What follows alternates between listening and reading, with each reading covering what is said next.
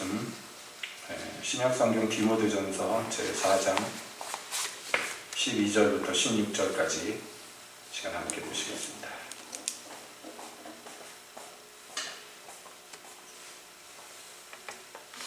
(4장) 12절부터 16절까지 보겠습니다.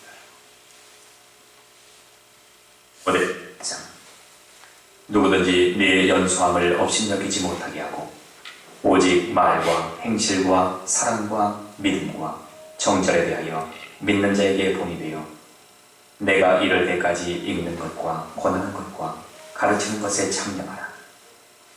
네 속에 있는 은사 곧 장로의 회의에서 안수받을 때에 예언으로 말미암아 받는 것을 조심없이 말하며 이 모든 일에 전심전력하여 너의 진보를 모든 사람에게 나타나게 하라.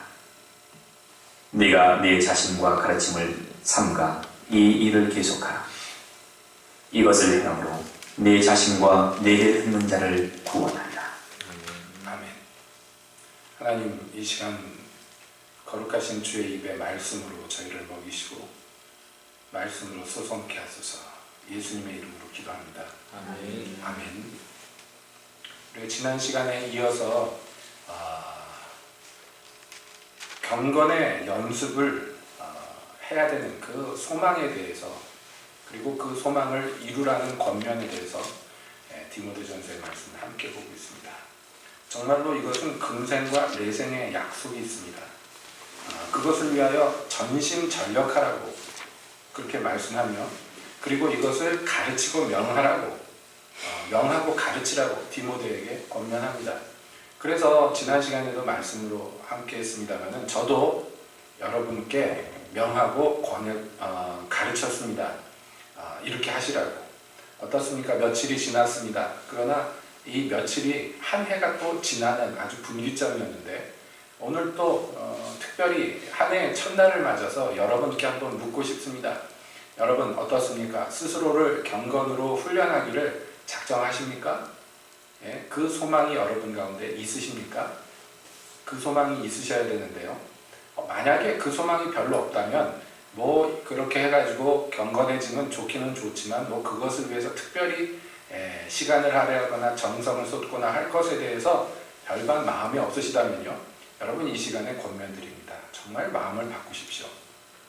왜냐하면 뭐 자기 스스로를 위해서도 그렇지만요, 세대가 악합니다. 우리에게요, 남은 날이 얼마나 되는지 알지 못합니다. 때가 악합니다. 여러분 어떻게 하겠습니까? 이제 연말 연시를 맞이해서 요즘은 참 좋은 세상이에요. 그래가지고 전 세계에서, 정말 과장이 아니고 전 세계에서 문안 인사가 옵니다. 미국에서도 오고요, 중국에서도 오고요, 대만에서도, 필리핀에서도, 태국에서도, 여기저기서 문안 인사들이, 한국에서도 물론 오고요, 옵니다. 놀라운 것은 우리 교회 교인들한테는 한 통도 없었다는 게 놀랍기는 하지만은, 그러나 전 세계에서 인터넷이라는 것을 통해 가지고 문안 인사들이 옵니다. 새해 복 많이 받으십시오. 어쩌고 저쩌고 이렇게 오니까 저도 또 문안 인사를 보내죠. 보내는데 재밌는 것도 보내고 새해 복 많이 받으십시오. 점잖은 것도 보내고 그러면서 제가 공통적으로 말씀 한 구절을 보냈어요. 그것은 바로 모세의 시편에 있는 말씀입니다. 여러분, 우리의 날이 얼마나 빨리 지나가는지 화살이 날아가는 것 같이 빨리 지나갑니다. 모세가 그렇게 하나님 앞에 찬양하며 노래합니다. 우리의 날수가 그렇습니다. 그 구절을 보내면서 한 구절을 더 붙였어요. 우리 한 해 더 충성하자고. 하나님이 한 해 더 허락하셨습니다. 그러니 이제 이 한 해를 한 번 더 충성해 보자고, 한 해 동안 더 충성해 보자고, 그렇게 권면을 보냈습니다. 왜냐하면 그게 제 솔직한 심정이에요. 전 세계에서 주의 종들에게 문안이 옵니다마는 정말 뭐라고 할 말이 없어요. 과연 이 빠르게 악화되는 이 세대 가운데에서 우리가 한 해를 더 맞이할 수 있었다는 것이 얼마나 크고 놀라운 축복인가 생각하지 않을 수가 없으며, 그리고 이렇게 온 한 해가 이제 얼마나 더 하나님께 충성할 수 있는 마지막 기회인가를 생각하지 않을 수가 없어요. 하면 몇 년이나 하겠습니까? 얼마나 하겠습니까? 여기 모이신 여러분들은 얼마나 하나님께 더 충성드릴 수 있겠습니까? 이제 우리가 하나님을 위하여, 하나님의 나라를 위하여 무엇을 한다 안 한다 얘기하기 앞서서 과연 얼마나 우리에게 기회가 남아있는가를 생각해보면 얼마 남지 않았구나 하는 것을 생각하지 않을 수가 없어요. 자, 이러한 환경에서 여러분 어떻게 하겠습니까? 예? 뭔가를 해야 되겠는데 분명히 말씀드립니다. 경건으로 훈련되지 못한 사람들, 그래서 하나님의 능력을 하늘로부터 입히우지 못한 사람들은요, 이 마지막 때 큰 낭패를 볼 수밖에 없어요. 하나님의 일을 이루지 못하기 때문에 그렇습니다. 우리나라에서 얼마 전에 신부가 2명이 마귀 쫓는 거 소재로 해가지고 영화 나온 거 있었죠. 보신 분들 있습니까? 이동현 집사님 부분은 봤을 것 같아요. 안 봤어요? 다행입니다. 왜냐하면 제가 그 장면을 좀 봤는데요. 나름대로 조사를 많이 한 것 같아요. 나름대로. 물론 허황되지만, 그 내용 자체가 허황되지만, 사실은 로마 교황청 산하 단체 중에서 특별히 마귀를 쫓는 사역을 하는 신부들이 따로 조직되어 있습니다. 그래서 잘 이렇게 외부에 잘 드러나지 않는데 가끔씩 매스컴을 탈 때가 있어요. 몇 년 전인가 저 남미 쪽에서 그 일을 하는 신부 하나가 교황청에서 자기들을 너무 홀대한다 그래가지고 그것을 교황한테 조금 불평을 한 내용이 기사에 실렸던 그 기억이 있어요. 그러니까 이 사람들은 왜 그러냐 하면은 여러분 지금보다도 더 옛날에 중세시대 때는요, 뻑하면 죽기 사역을 했단 말이에요. 멀쩡한 사람도 마귀로 몰아가지고 때려잡는 경우가 많이 있었어요. 그래서 흔히들 지금까지 내려온 얘기들 있잖아요. 마녀로 몰리면은 화형당해서 죽었어요, 여자들이. 그런데 마녀로 올 때 검사할 때 어떤 여자가 마녀인가 이런 것도 책으로 막 나와 있습니다. 교황청에서 만든 책 중에서 마녀 이런 경우에는 마녀다 이래가지고 하는 게 있는데 뭐 별의별 게 다 있습니다. 그 중에서 제일 웃기는 거는 뭐냐면 마녀가 하는 일 중에 하나가 어린 마귀들을 젖먹여서 기르는 거예요. 그래서 장성시키는 것입니다. 희한하죠? 참 상상력이 대단합니다. 그래서 마녀의 몸을 뒤지면은 젖꼭지가 하나 더 있다. 그렇게 나옵니다. 그래가지고 마녀로 지목된 여자를 신체 검사를 하는데 사마귀라도 하나 있으면, 큰 점이라도 하나 있으면 그게 숨긴 젖꼭지다 이래가지고 바로 때려잡습니다. 이거 참 미신적인 거죠. 그런 미신적인 것도 많이 있습니다만 또 한편으로 보자면 그런 기술들이 발전할 수 있는 것은 무엇이냐면 지금 현대사회에서는 에이 마귀가 어딨어, 귀신이 어딨어, 지금 이성적인 사회에 그런 게 어딨어 이렇게 얘기를 하지만 옛날엔 그게 현실이었단 말이에요. 더더군다나 지금 제3세계라고 불리는 많은 지역에서는요, 보이는 세계보다는 보이지 않는 세계가 그들의 삶에 훨씬 더 영향을 끼치고 있습니다. 그래서 20세기 들어가지고요, 미국에서 선교학을 연구하는데 이상한 패턴을 발견했어요. 뭐냐면 갈수록 미국 선교사들이 가서 선교에 실패하는 일이 너무나 많아지는 거예요. 그래서 왜 이렇게 선교에 미국 사람들은 실패할까? 그런데 의외로 한국이나 또는 다른 지역에서 간 선교사들은 선교에 성공하는 경우가 많아. 그래서 이 미국 선교학을 연구하는 사람들이 연구를 했어요. 이게 왜 이럴까? 이런 결과가 왜 나올까? 하고선 조사를 해보니까 미국에서 파송되는 선교사들은 그런 세계 있잖아요. 보이지 않는 세계, 영적인 세계에 대해서 부정적으로 생각하고 없다고 생각하고 간다는 거예요. 그런데 선교지들은 대부분, 제3세계 선교지들은 대부분 보이지 않는 영적 세계가 보이는 세계보다 훨씬 중요한 문화권입니다. 우리나라도 그렇죠. 지금은 많이 서구화됐습니다만 여러분, 우리나라 문화라는 게 제일 치중했던 게 뭐예요? 죽은 조상을 섬기는 것에 가장 치중했습니다. 수백 년 동안, 수천 년 동안 우리 민족이 제일 중요하게 여겼던 건 산 사람들이 아니에요. 죽은 사람입니다. 죽은 조상을 어떻게 하면 잘 섬기고, 어떻게 하면 노엽게 하지 않고, 어떻게 하면 죽은 조상으로부터 복을 얻을 수 있을까, 여기에 가장 관심이 많았고요. 그 다음 관심사는 뭐냐면 그 다음에 있는 사방에 있는 신들한테 어떻게 하면 잘 보여가지고 화를 입지 않고 복을 받을까, 이거였습니다. 이게 샤머니즘이라는 것이 퍼져 있는 지역에, 우랄 알타이 이 지역의 그 문화권이에요. 우리나라도 그렇잖아요. 이런 나라에 그런 게 어딨어? 이런 사람이 와가지고 선교를 하는데 먹히겠냐는 거예요. 먹히지 않는 거예요. 먹히지 않는 것입니다. 여러분, 제가 마녀의 세 번째 젖꼭지 얘기하니까 여러분 속으로 기가 막힌다 그러셨을 거예요. 근데 그 당시에는 그게 사실이었단 말이에요. 미끼를 진짜라고 믿었으니까 생사람을 잡아서 마녀로 몰아가지고 산채로 불에 태워 죽이고 그러는 거예요. 왜냐면 그 마녀가 저주를 하면 우리가 당장 죽으니까. 그게 굉장히 공포스러웠기 때문입니다.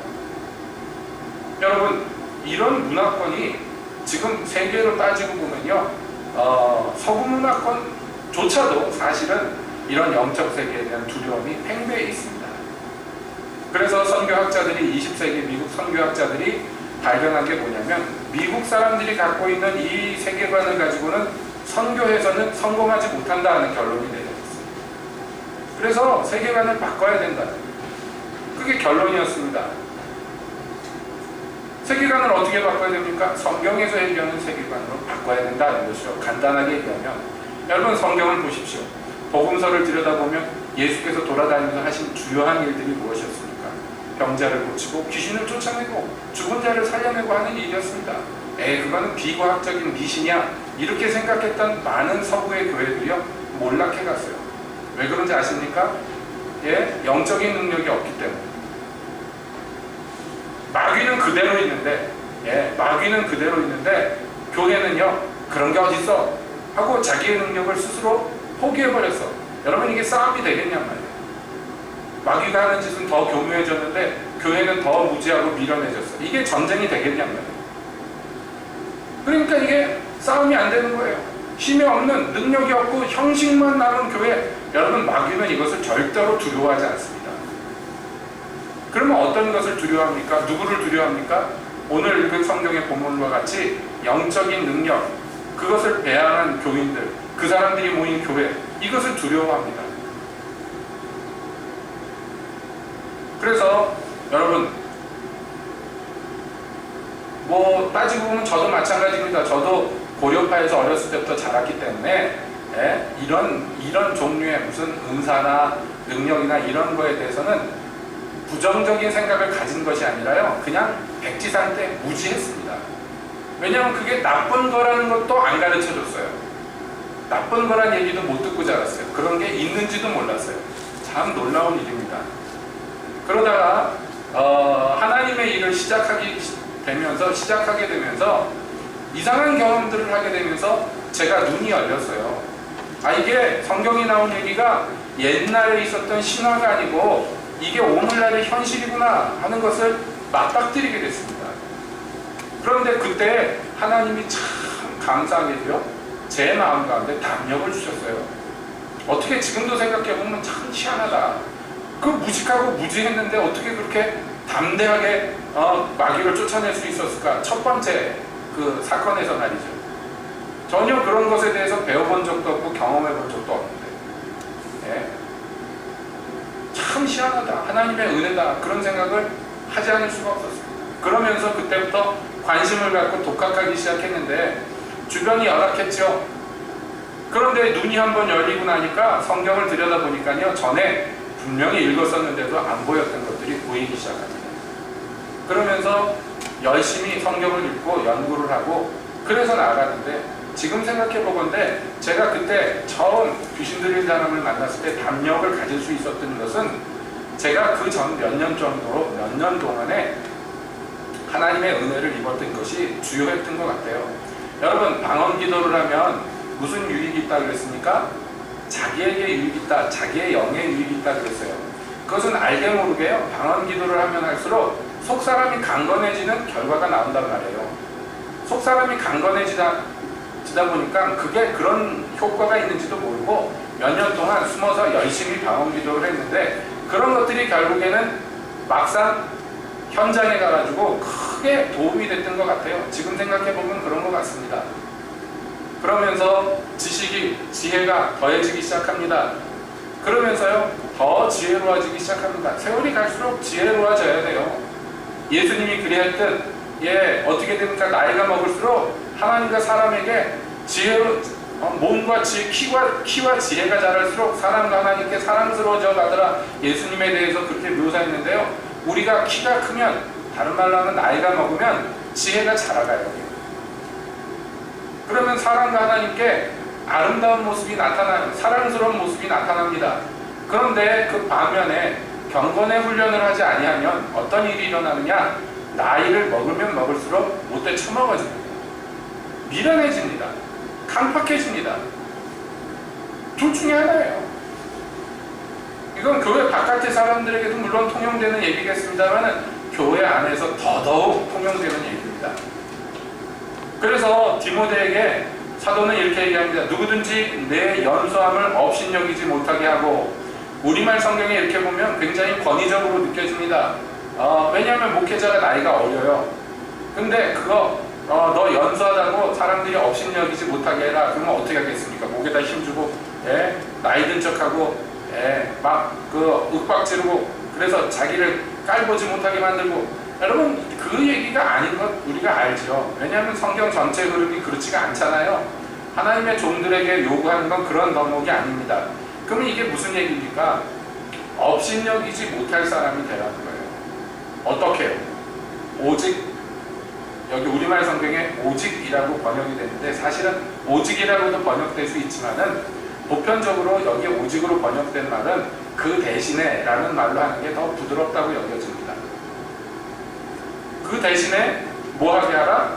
업신여김 받는 대신에 너는 말과 행실과 사랑과 믿음과 정절에 대하여 믿는 자에게 본이 되라. 이렇게 당부합니다. 이건 무슨 모습입니까? 여러분, 앞서서 나온 그 권면과 이어서 보자면요, 경건의 훈련에 힘쓰면은 그러면 여러 가지 유익이 금생에 있는데 그 유익이 뭐냐면 결국엔 변화예요. 변화가 일어나가지고 그 사람의 말과 행실과 사랑과 믿음과 정절이 남들의 본이 될 만한 사람으로 변화된다는 것이에요.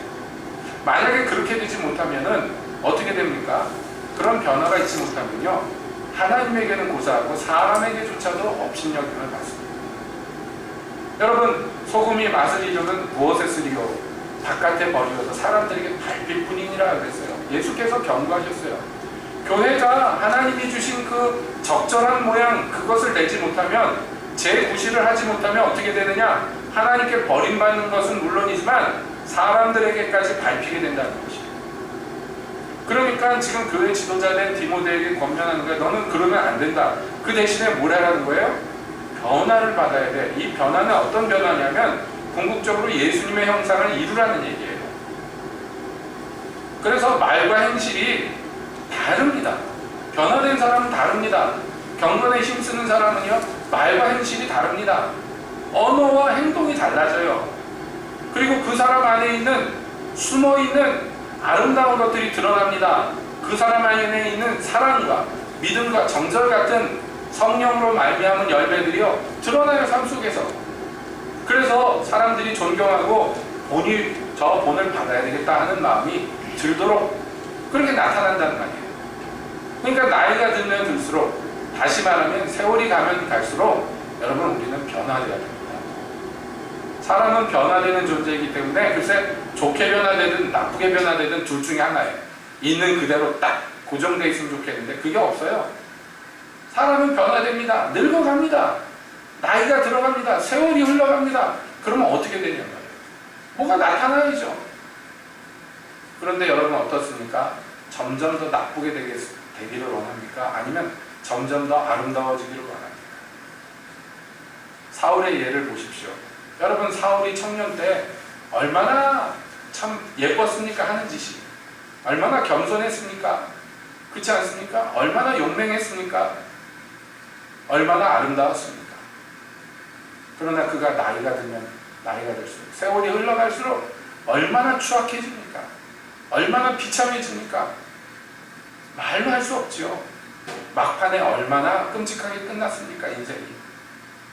그가 죽었을 때 다윗이 그것을 슬퍼하면서 애가를 부르는데요, 그가 애가를 부르는데 노래합니다.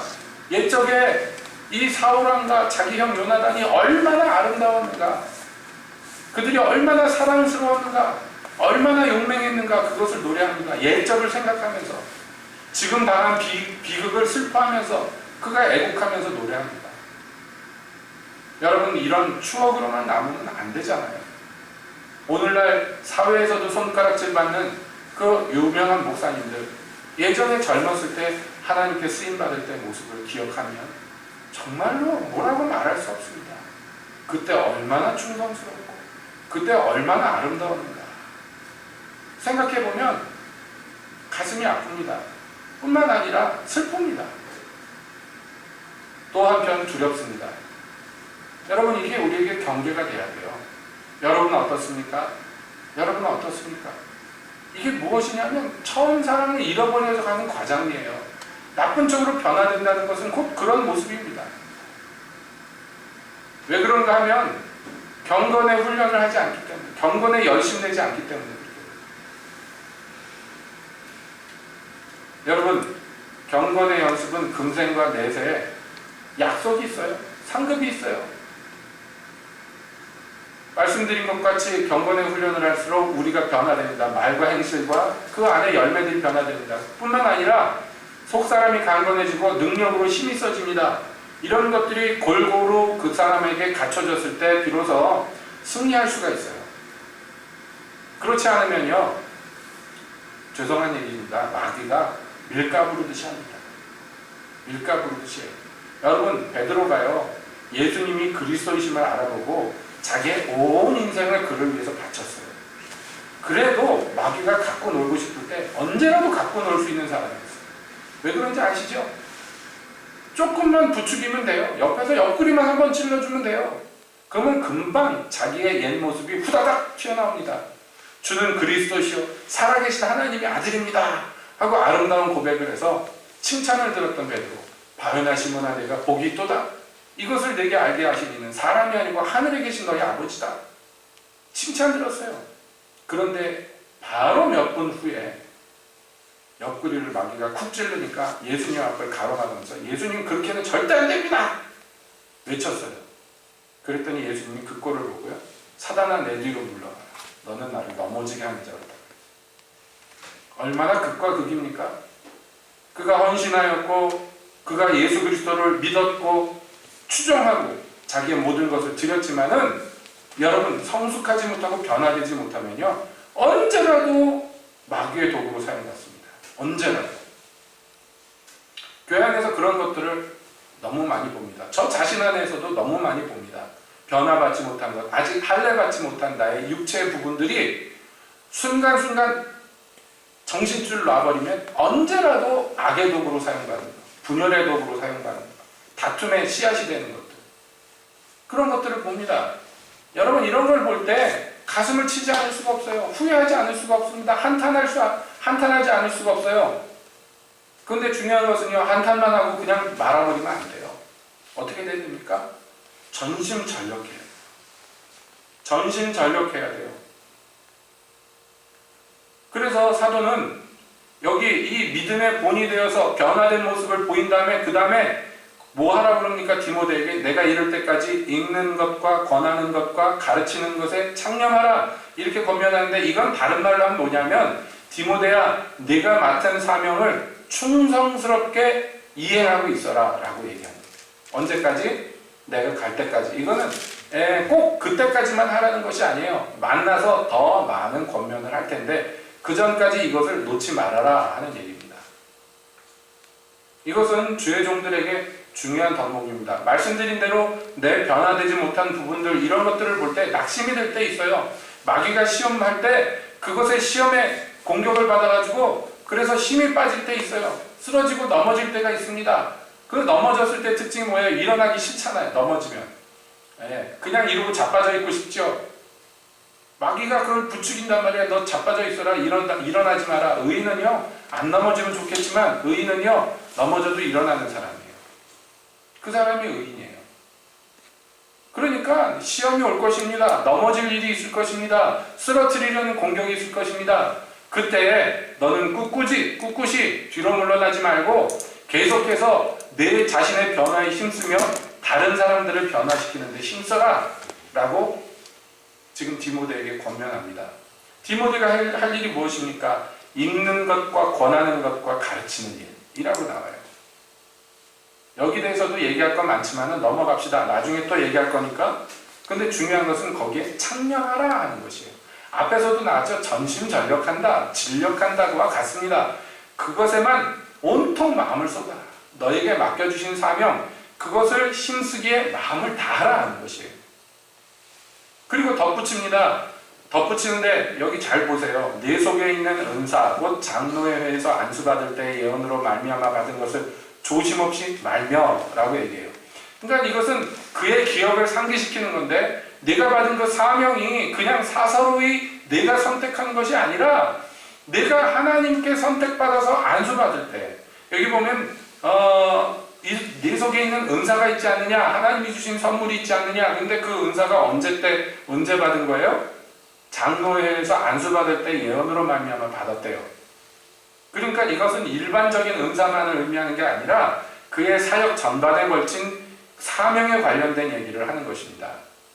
그런데 이 초대교회 때 흔히 있는 것들이죠. 여러분, 바울과 바나바도 마찬가지였습니다. 안디옥 교회에서 교사 일을 하고 있었을 때에 성령께서 함께 동역하는 이들을 불러서 바울과 바나바를 따로 세워서 안수하여서 사도로 내보내도록 했습니다. 지금 그와 흡사한 일들을 묘사하는 거예요. 정확히는 모르겠지만 디모데가 이제 사역자로 세움받을 때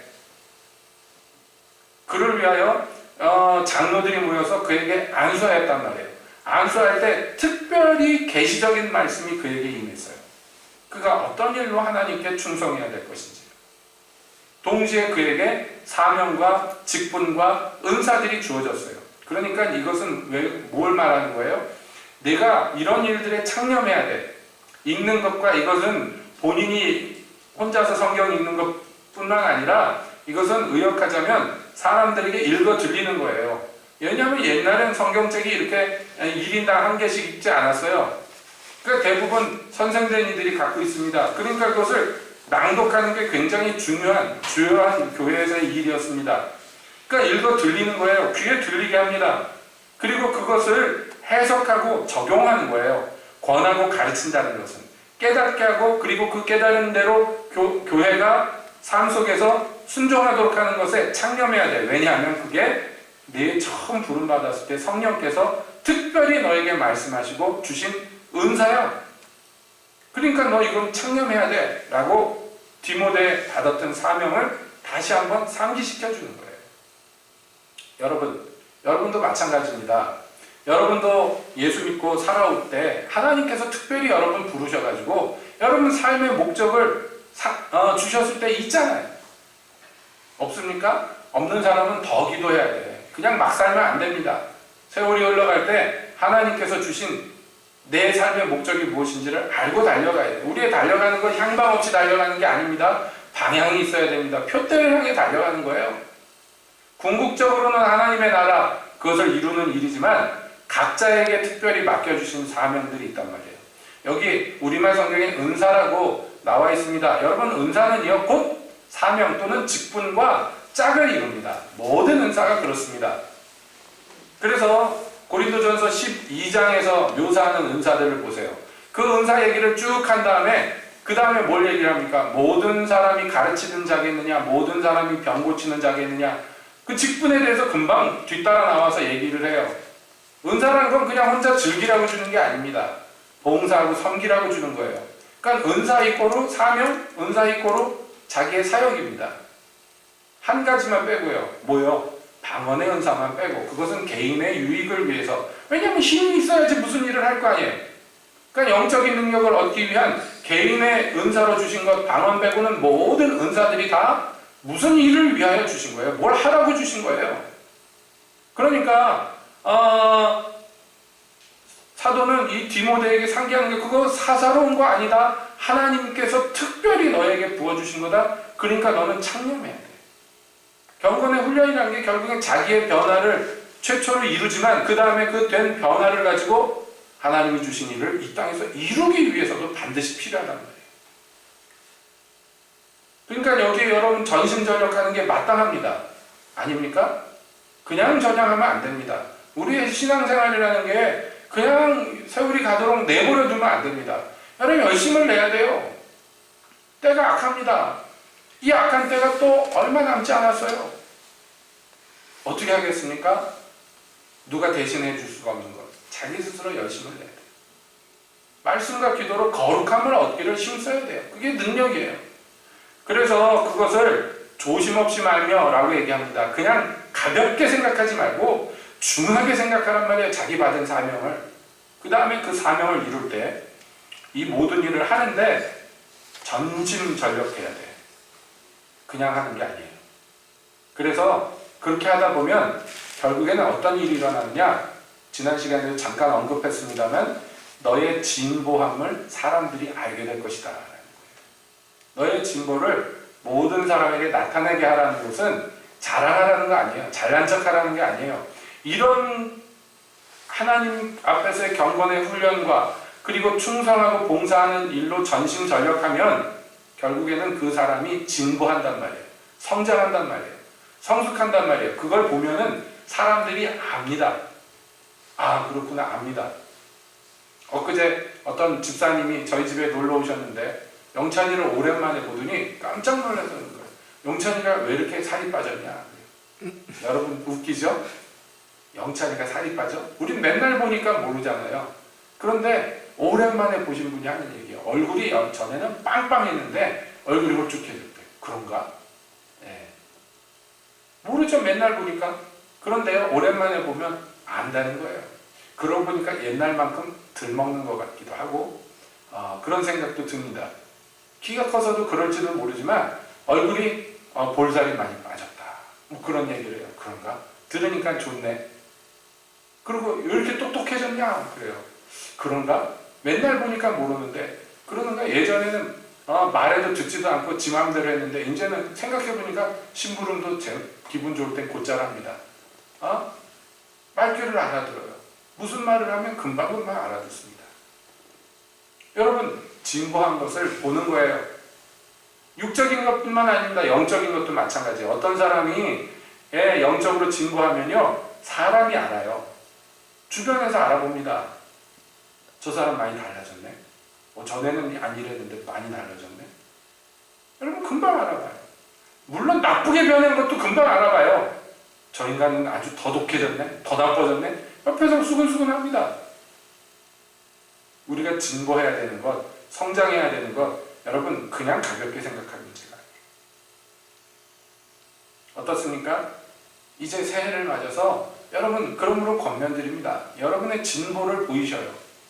올 한 해는 특별히 더 힘을 쓰셔서 변화된 것을 나타내십시오. 나쁜 쪽 말고 좋은 쪽으로. 전심전력해서 그 일을 이루시기를 바랍니다. 동시에 전심전력해서 이런저런 일을 해야 되지만 보세요. 16절에 이렇게 나옵니다. 내가 내 자신과 가르침을 삼가 이 일을 계속하라. 자, 이게 어떤 의미에서의 결론적인 권면 전체의 결론적인 말씀인데요. 내 자신과 가르침을 삼가 이 일을 계속하라. 이 일을 계속해야 되는데 그냥 계속하는 게 아니라 우리말 성경에 삼가 이렇게 되어 있는데요. 이건 무슨 의미냐면 조심조심 살펴보란 얘기예요. 그러니까 이런 일들을 전심전력해서 하나님께 충성해서 사람들을 돕고 가르치는 일을 열심히 해서 진보를 나타내야 되는데 그와 동시에 그런 일들을 하면서 무엇을 해야 돼요? 자기 자신을 계속 살펴보는 거예요. 네? 이게 하나님의 일꾼에게 중요한 덕목이에요. 왜냐하면 자기 자신을 조심스럽게 살펴보지 않으면요, 하나님의 일을 나는 열심히 했는데, 한다고 정말 죽으심을 다해서 했는데, 그런데 자기 자신을 안 살피고 마구잡이로 하는 사람들이 있어요. 그러면 어떻게 하느냐? 뭔가 막 시끄럽게 일은 막 하는데요, 그게 좋은 열매, 좋은 결과가 나오지 않아요. 왜 그러냐면 스스로를 살펴보지 않기 때문이에요. 자기 스스로가 어떤지를 모르기 때문입니다. 자기가 무슨 짓을 하는지 알아야 돼. 그래서 자기 자신을 살필 뿐만 아니라 자기의 가르침도 살펴보는 거예요. 나의 가르침은 지금 제 궤도에 있는가? 내가 가르치고 있는 것이 과연 하나님의 것인가? 그렇지 않으면 세상의 것인가? 육체의 것인가? 심지어는 마귀의 것인가? 이런 것들을 살펴봐야 돼요. 이것은 뭐 말로 할 수 없이 중요합니다. 어떤 분들은 이렇게 얘기해요. 특히 죄송한 얘기지만은 은사주의 쪽에 계시는 분들이 그런 얘기를 해요. 막 자기가 무슨 일을 합니다. 무슨 말을 하고 무슨 짓을 하고선 뒤에다 뭐라고 붙였냐면 이건 내 마음대로 하는 거 아니라 성령이 감동해서 하는 거라고 이렇게 얘기해버려요. 그 말이 잘못된 것은 아닙니다.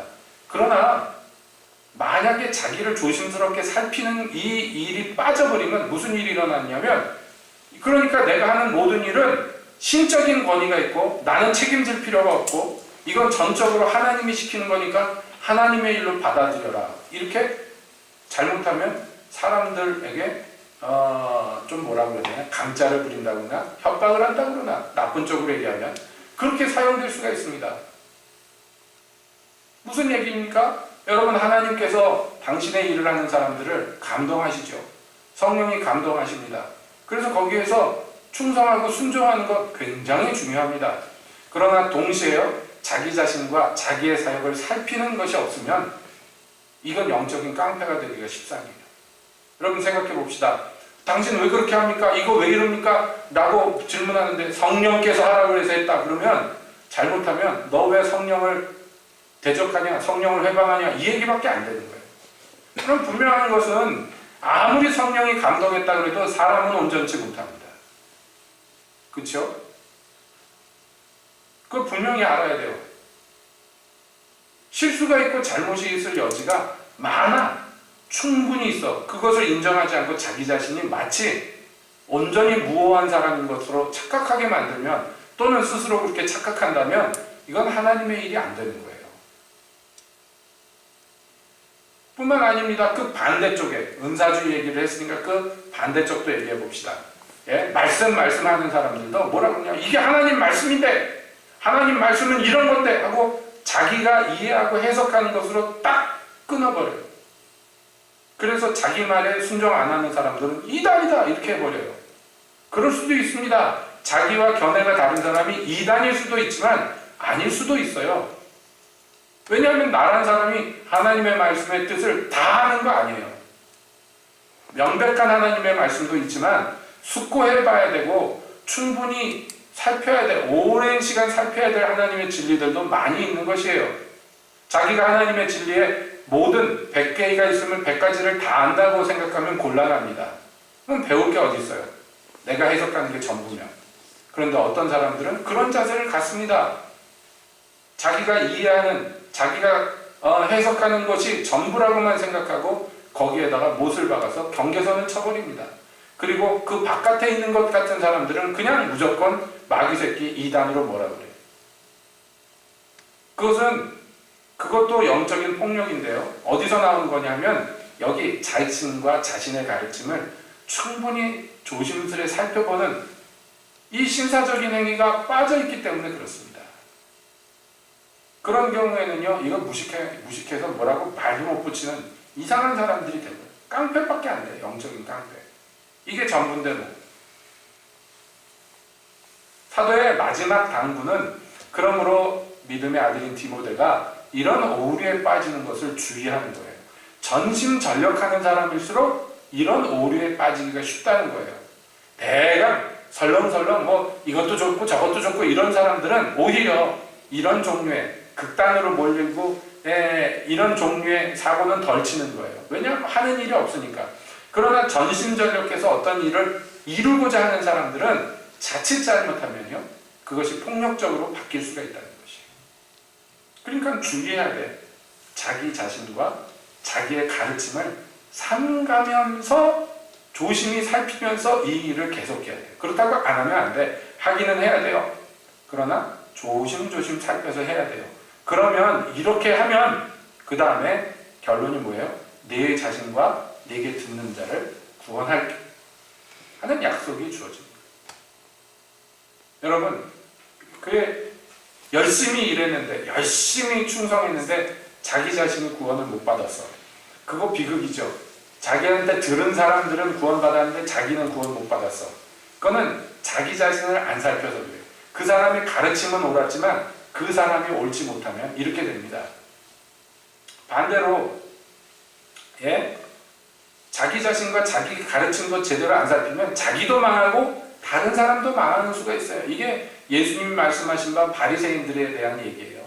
소경이 소경을 인도하면 소경도 구덩이에 빠질 뿐만 아니라 인도받는 사람도 구덩이에 빠지는 거예요. 그렇기 때문에 이 모든 사역을 이룸에 있어서 여러분 처음부터 봅시다. 경건의 훈련에 힘써야 돼요. 주님의 말씀과 기도로 전무해야 돼. 열심을 내야 돼요. 그래가지고 육체의 나이로 업신여기는 겉모양으로 업신여김 받는 것에서 지나서 사람들의 본이 되고 존경이 될 수 있는 모양새로 바뀌어야 되며 그리고 그 안에 하나님의 능력으로 말미암아 자기의 부르심받은 사명을 이루는 일들이 이루어져야 돼요. 네. 주님의 능력으로 이루어져야 돼요. 그것에 열심을 내고 전심전력해야 돼요. 동시에 자기와 자기의 하는 이 사역을 조심스레 살펴봐야 된다. 마지막 경고를 다시 한번 말씀드립니다, 여러분. 전심전력하는 거 해야 돼요. 이거 안 하는 사람에게는 이 경고도 필요가 없어. 그러나 전심전력만 해서는 안 됩니다. 또 주님의 눈으로 항상 자기를 살피는 것. 이것은 자기를 신뢰하지 않는 거예요. 하나님만 신뢰하는 것입니다. 나라는 사람은 현재 하나님께 충성하고 전심전력하고 있지만 언제라도 오류가 있고 언제라도 부패할 수 있다는 것을 겸비한 마음으로 받아들이는 거예요. 그래서 하나님께 배우는 거예요. 어린아이에게 입에 말이라도 배우는 거예요. 그게 옳다면 듣고 배우는 것이에요.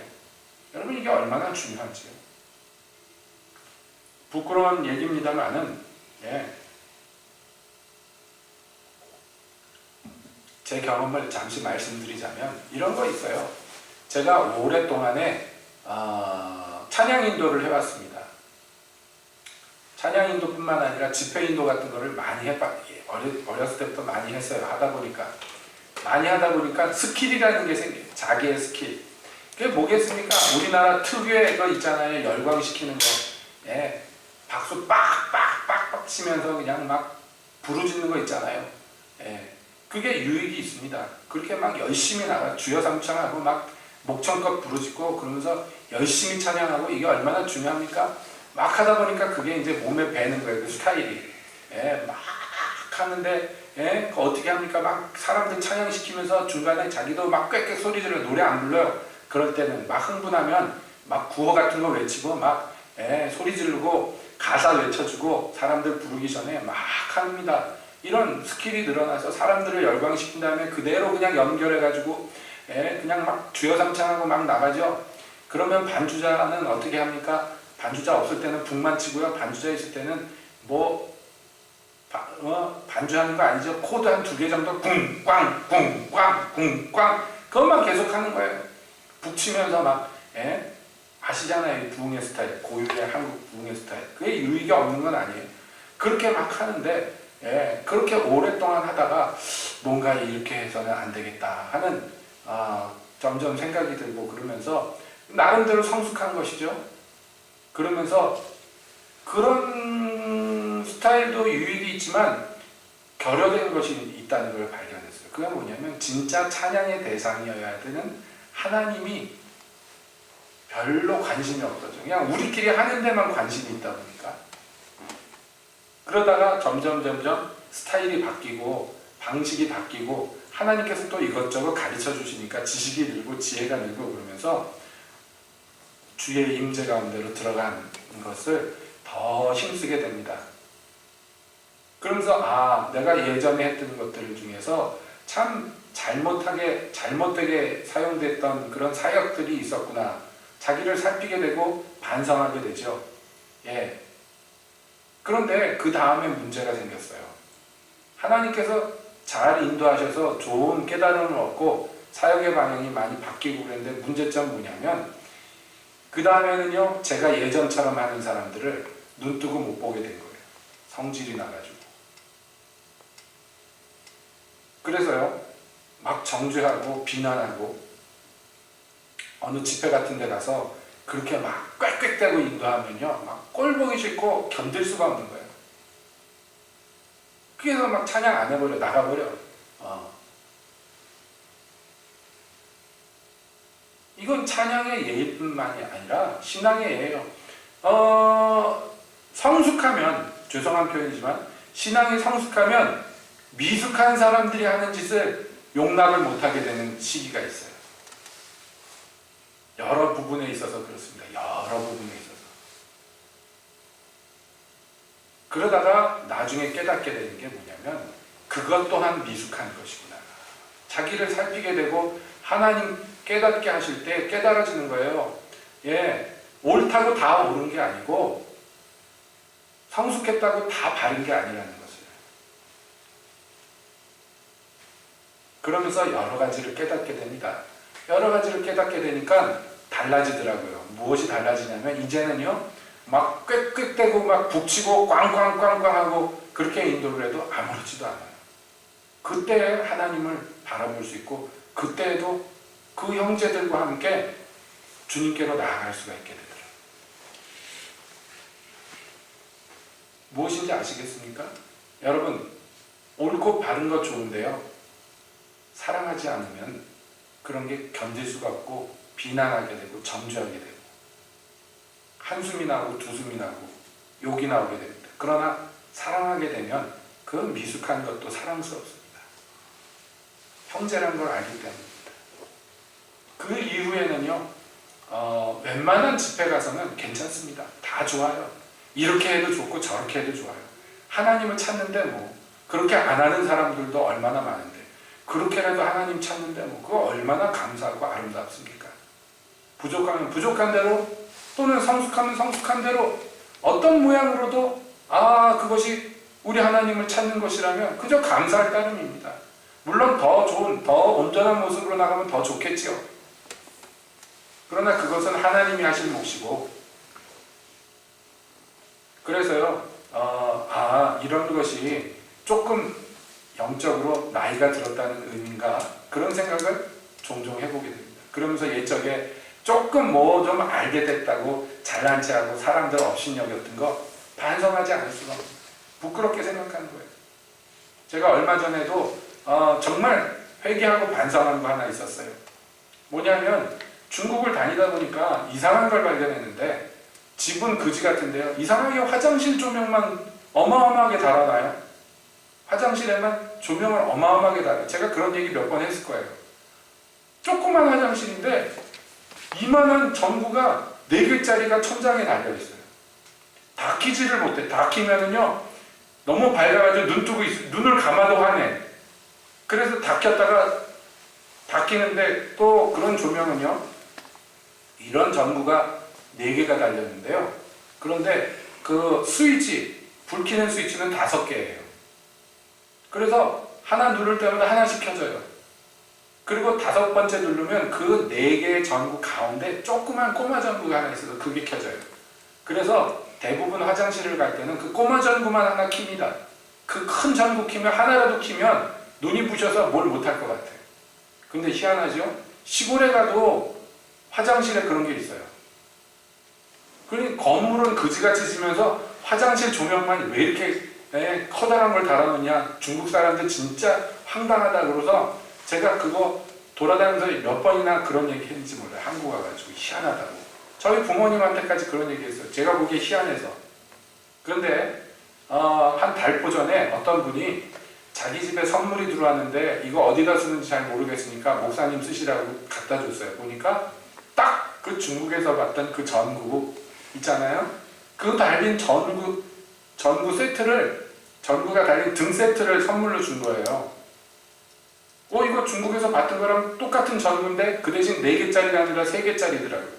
이게 뭐지? 그러고서 뒤를 보니까 그 인터넷 주소가 써 있어요. 그래서 들어가서 보니까요, 그게 조명기구가 아니더라고요.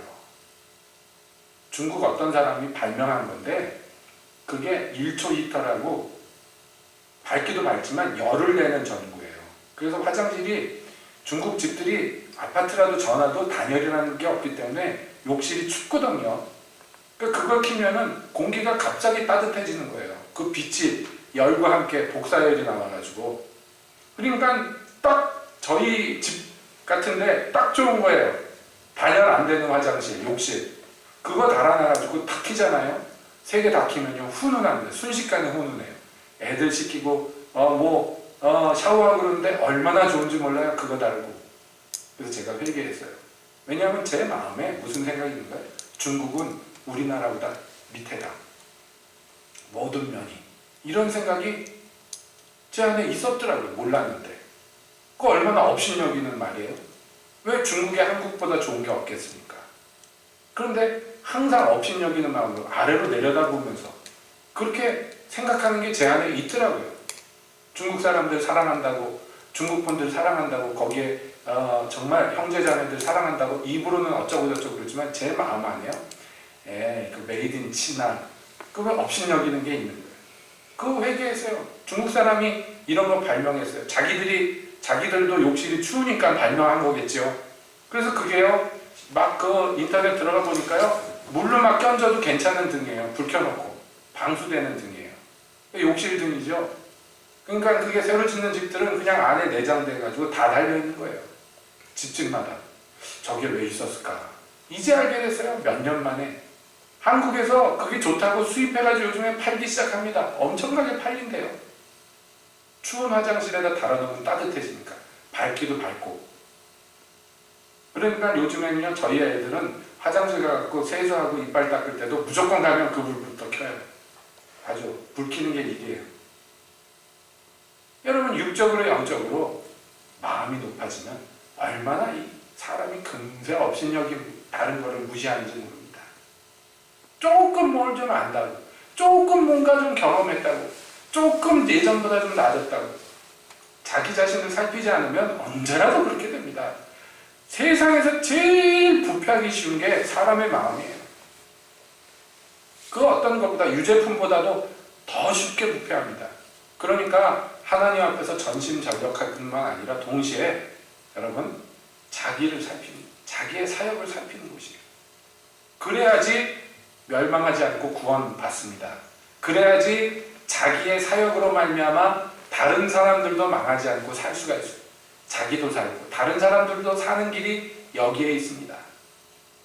여러분 2016년 들어서 여러분께 계속해서 권면드립니다. 2015년 때부터 권면드렸지만 더더욱 권면드립니다.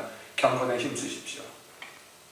그래서 속사람이 강건해지셔서 하나님이 맡겨주신 사명을 이루기 원하십시오. 동시에 자기 자신을 살피는 것을 멈추지 마십시오. 항상 살피고 그리고 열심을 내면 여러분 그 모든 아름다운 열매가 금생과 내세에 약속되어 있는 줄로 압니다.